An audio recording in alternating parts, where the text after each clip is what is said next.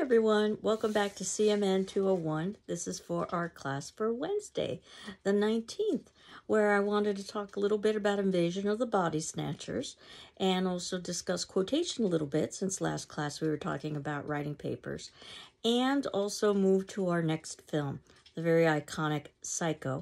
And this is where I cheated because I will have two films that represent the 1960s, the first being Psycho and the second being Night of the Living Dead. But the 60s were a very tumultuous time in our society, so I would argue that perhaps the decade of the 1960s deserves two films. Well, as you know, we watched Invasion of the Body Snatchers, which is a good example of genre blending. And while it does have elements of horror, it also has elements of science fiction.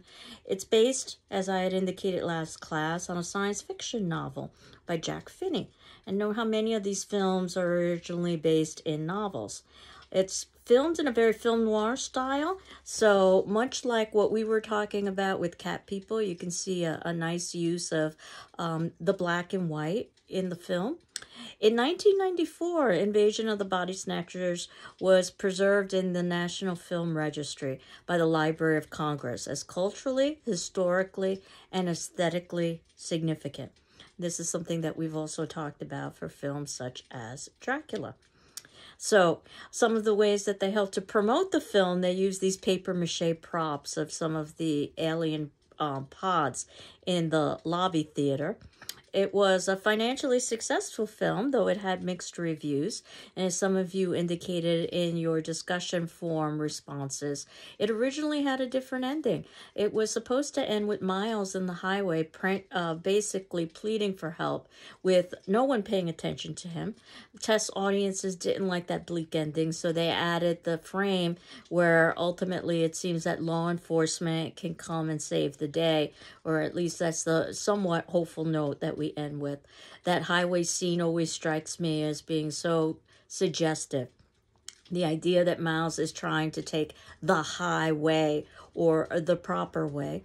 As you indicated in your discussion forum questions, this film is most read as a political commentary on the invading force of communism. So the 1950s was definitely a time of paranoia, and I think that you can get that sense in watching Invasion of the Body Snatchers. And I've often talked about Invasion of the Body Snatchers being in reference to any kind of invasion at all. Not only the idea of space aliens, because there was a crash in Roswell, New Mexico in 1948 that was supposedly a flying saucer, so there was concerns about that, but anyone or anything that could be considered to be other. And I always think about the idyllic town that Invasion of the Body Snatchers takes place in, Santa Mira. And Mira in Spanish means look. And the idea is that the film is asking us to look and see. But despite the fact that they live in this seemingly idyllic town, they're still able to be invaded by an alien or other force. But more than anything, going back to the idea of Miles on the highway pleading for help, the assumption is that most of the people driving on the highway are probably not pod people, but are probably humans. And note that they lack humanity in the sense that no one stops to help Miles. So the question of what is human and what is inhuman, I think, is embedded within in the story. And I use the term pod people. So if you've ever heard that term before, it comes from this particular film, Invasion of the Body Snatchers, where we have science fiction. Some have suggested that that's the danger of a closed mind, as opposed to just horror, which is the dread of knowing. I don't know if I necessarily believe that, but I do think that science fiction talks about the uncertainties of the future world as opposed to horror and gothic, which oftentimes talks about the legacies of the past. So, just to give you a sense of what was going on in the 1950s, concerns about the atom bomb and the possibility of apocalypse, a World War III. And this was the beginnings of the early Cold War. And that's where much of the fear of invasion and immigration stemmed from, whether it be political invasion and political immigration, or whether it be ethnic or some combination thereof. And the idea of the suburbs was supposed to be a place of refuge. You might have heard the term white flight, where many Caucasian individuals fled from the cities to move into the suburbs because the cities, from their perspective, were being overcome by that which was alien or different. Usually that was categorized as ethnic minorities. And the home, although it was supposed to be a refuge, ended up becoming a kind of prison. So not only did the suburbs not provide safety, but they also provided this sense of entrapment. And this is something that we will definitely be seeing in Psycho. If you look in the notes below, you'll see that I have a few links for some pictures that I wanted you to look at from the film. The first is about the suburban flight, and the first picture that I had highlighted shows very much that idyllic concept of the suburbs, right down to someone mowing their lawn and trying to tame the natural world. And of course, the natural world cannot be tamed. Some have even suggested that television in the suburbs became our new kind of electronic hearth with the flickering of images. And some have said that this is comparable now with computers and cell phones. Another image that I wanted you to take a look at was the town common street, where you can see stop very clearly on the pavement. And this is when all of the townspeople are beginning to meet so that they can find a way to distribute the pods to neighboring locales. And the stop sign, or the stop word, I should say, on the pavement, I think it is very clearly indicative of what we should do, which is stop this alien invasion from happening. I don't think it's any mistake that this occurs when people fall asleep. We saw an idea like this with Cesar when we were talking about in the cabinet of Dr. Caligari, the idea that we need to wake up to the dangers that are around us, whether it be a communist threat, communism planting the seeds of a different kind of political ideology that stands against personal liberty and results in dehumanization. But of course, as I had indicated with Miles on the Highway, I think perhaps those individuals have already been dehumanized if they can so easily ignore a very obviously troubled man pleading for help on the highway. And we've talked a little bit about the idea of double in our previous films, and we see that again in this film with doppelganger, whether that be our emotionless double or the idea that the monstrosity can be our family, can be our friends, can be ourselves. No place is safe. And keep this in mind when you are watching Psycho, that no place, not even the shower, is safe. The sense of the uncanny, which I believe that we've talked about earlier in the semester, this idea from Freud, that which seems disorienting because it's quite similar to human features, but not exactly like a human. And that would be represented by these pod people who are identified as being almost exact doubles, but not quite. Dr. Miles Bennell, we know, is a man of science, and he's divorced. And that would be somewhat unusual for the time period. Becky Driscoll, our female lead, is also divorced. And again, that would be somewhat unusual for the time period. It always struck me as how flirtatious the two of them are, how sexually open the both of them are, particularly after we've seen a film of sexual repression such as Cat People. And there really isn't that much distance between the two films in terms of time. Becky Driscoll's wardrobe, that strapless dress that she wears, I think is quite suggestive of sexual innuendo. And again, if you look in the notes below, you'll see that I have a picture captured of her wearing that particular dress that shows a good amount of cleavage. Note that she is the one who dies at the ending of the film, or is transformed, and Miles isn't, even though both of them are divorced, which again I think is oftentimes seen as commentary in film. Definitely we'll talk about this in Halloween, about the standards that female is supposed to uphold in terms of purity, if we wanted to read the film from that particular lens. My favorite quote from the film, or perhaps I should say one of my favorite quotes from the film, is that what's happening is being caused by, quote, mass hysteria, caused by worry of what's going on in the world, unquote. And I think that that's an applicable quote for all of the films that we are viewing this particular semester. But we do see a general dehumanization in this film, and this allegory, or this symbolic tale of the dangers of communism and McCarthyism, which very much was a time of paranoia, of identifying family and friends as being communist sympathizers. That post-war paranoia of what are the possibilities of apocalypse, and what are the possibilities of a Cold War turning into a hot war, and just the general loss of humanity and individuality that I think could be a commentary about the way that the direction of the United States was seen by some individuals.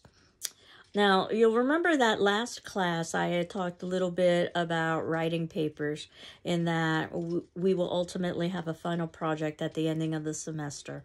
And while you're free to do a creative work, I suspect that many of you would write a traditional academic paper. So I discussed some resources that could be helpful to you, such as Purdue OWL, for instance, or even the GCC library, which has links for writing papers.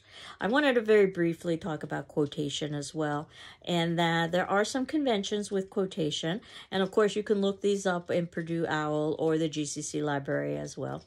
But if you, and you can see this in the notes below, if you ever wanted to omit something inside of a quote, it's known as an ellipsis, and what you would do is use 3 periods or 3 dots, and you get to decide when to start and end the quote, but in between that starting and ending point, and you can start a quote in mid-sentence, and you can end the quote in mid-sentence, but between that starting and ending point, if you were to leave out something, a word or words, not because you want to change the meaning, but purely because it just isn't relevant, then you would use the ellipsis. Those 3 periods or dots would let the reader know that the original text had additional content that you left out.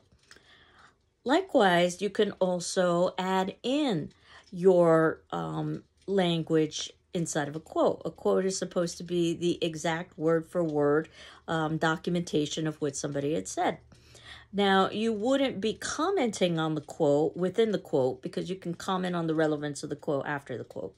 However, if you felt that you needed to interrupt the quote to perhaps clarify something that was unclear, what you would do is use a square bracket, not a parentheses, a square bracket. You might have seen this in quotes as well. And whenever you see a square bracket within a quote, that's your language that you're adding in. Oftentimes it's done for pronouns in order to clarify. So you might have a pronoun that says he, for instance, but it could be in reference to either Dr. Caligari or Cesar. So in this instance, in the square brackets, you added in the name Cesar, so you could clearly denote that the he was in reference to Cesar. But the word Cesar never appeared in the original quote.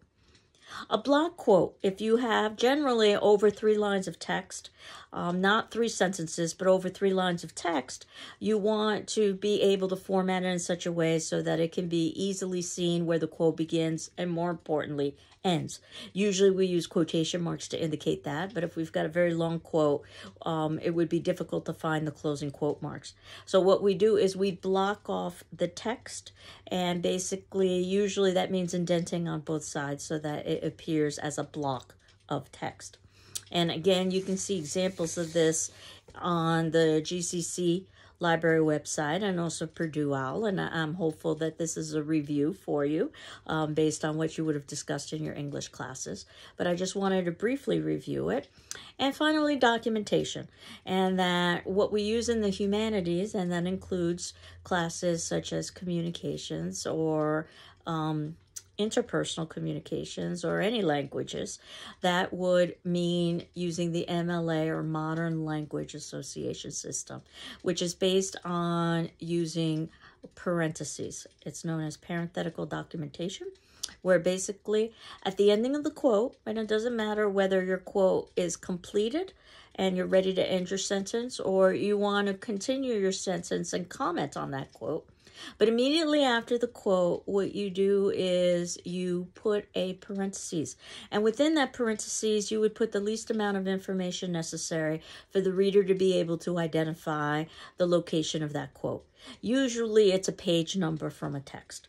And you don't have to write the word P or PAGE or PG, just the number, just the numeral. And if it turns out that it's unclear which text you are referencing, then you probably need to add additional information in addition to the page number. In this instance, probably it would be the author's last name and then the page number. If you've got multiple texts that you are citing or quoting from by the same author, you might actually have to include part of the title. And the way the system works is that you try to keep it as simplified as possible, and you identify within the quotations, or you identify within the parentheses, the least amount of information necessary for a reader to be able to determine where that information is coming from. And the way all of this works, as I suspect you already know, is there is included a works cited page at the ending of the paper. And this lists all of the works that were cited or quoted within the paper. And they are all listed in alphabetical order by author's last name. And there's slightly different conventions for how you would indicate a book as opposed to a magazine, as opposed to a website, and so forth and so on. So you just basically follow that criteria. And oftentimes it's very nitpicky about where you put punctuation and so forth. And then that is the information that a reader would need in order to be able to find the original source so that they could verify the veracity of your quote. So that's the way the whole system works in its entirety, so that you don't have to keep repeating over and over again within the body of the paper where your source came from. You just include in parentheses after the quote the least amount of information for a reader to be able to identify the original source, and then at the very ending of the paper, you list all of your sources. And I'm not sure whether or not you are going to be using outside sources, such as some of the information from the textbooks I ordered in class.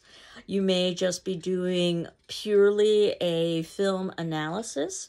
And in that instance, you would, if you chose to, be quoting dialogue from the film, but you wouldn't necessarily be quoting an outside source.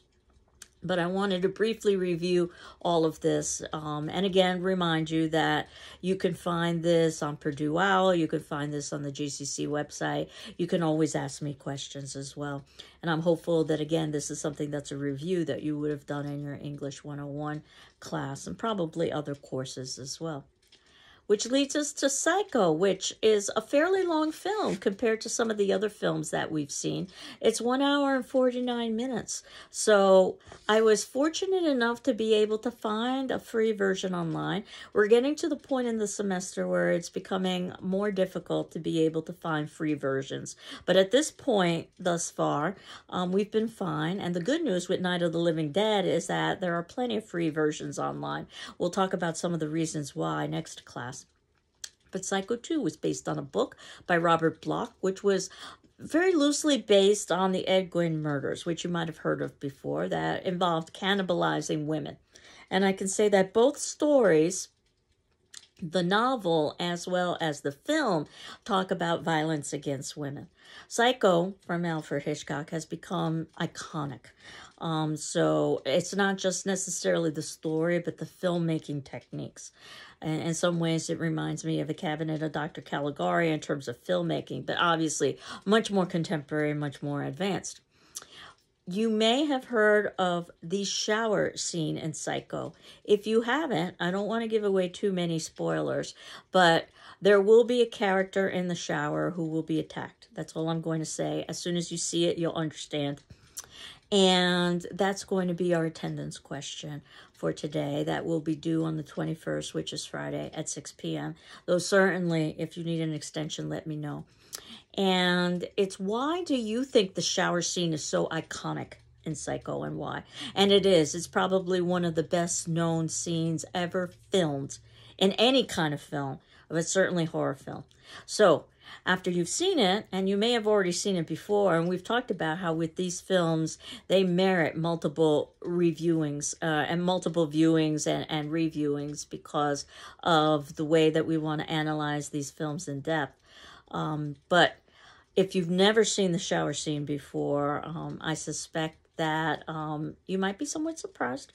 And if you have seen the shower scene before, I ask you to reflect on why do you think it is so iconic.